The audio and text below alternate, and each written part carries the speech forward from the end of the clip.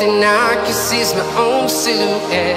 I'm getting stronger, step by step. The clock is ticking, but there's no...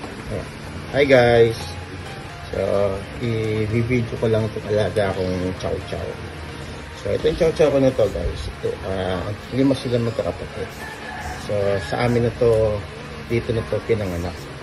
So, sa 5 magkakapatid guys, ito yung kakaiba talaga. Kasi, manghang-mangha ako dito guys. Pwede palang mangyari yun na kapag yung dam at saka sa mga chow is parehas naman po bear type.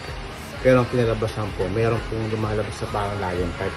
Ito guys, ito lion type yung chow chow na to. Sa tingin ko guys lion type siya. Pero ewan ko kung makapagdating ng ilang buwan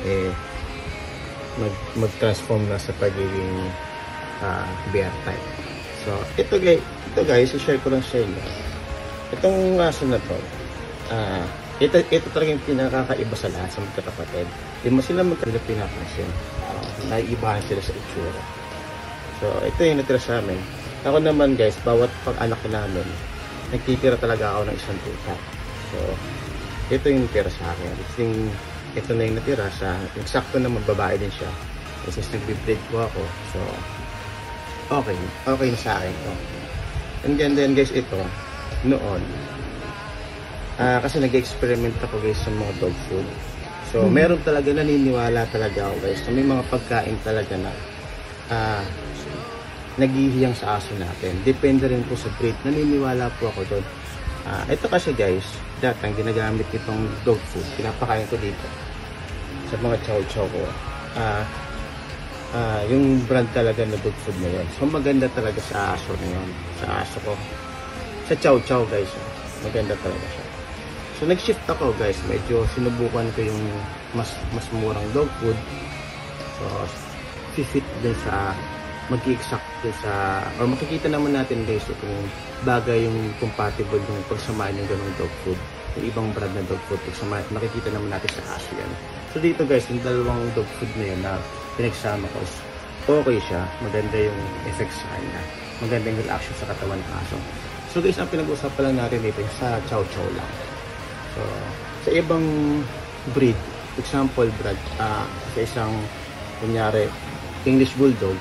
Guys, English Bulldog, maganda ang Caprice English Bulldog. So, medyo mahaba na sinasabi ko guys. So, medyo i-exam ko na.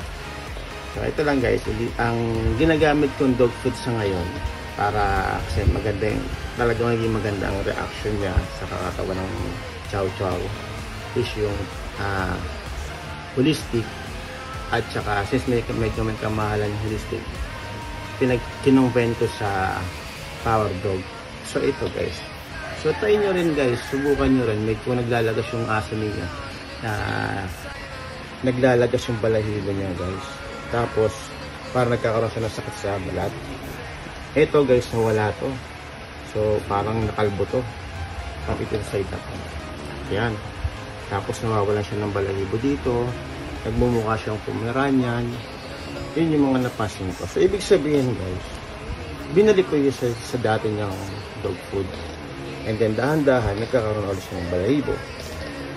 So, mamaya guys, sasabihin ko sa inyo kung ano yung dog food na yun. Saka ito guys, dati noon hindi ko siya nagaganito. Kasi pag ginanyan ko siya, feeling ko magtatanggalan yung mga balahibo niya. Pero ngayon guys, tinan nyo, nagaganyan ko siya. Saka guys, medyo may kamahalan yung dog food na pinapakain ko dito. Ngayon, yung ginawa ko, nagko-combination din ako guys sa mga dog food. Na kailangan kasi guys, malaman natin yung pagko-combination ng dog food, dog food na holistic, and medyo nagbabudget kayo ng konti, haluan nyo ng power dog. So ayan, ito na siya guys. Siguro mga ilang buwan pa guys, medyo lalago na to. Babalikan ko kayo guys, papakita ko sa inyo ang itsura ng chow chow ko na to after 1 month. Sa pagpapakain ko lang guys ng combination ng holistic at saka ng power dog. So thank you guys, maraming salamat sa inyo. Nag-share lang ako.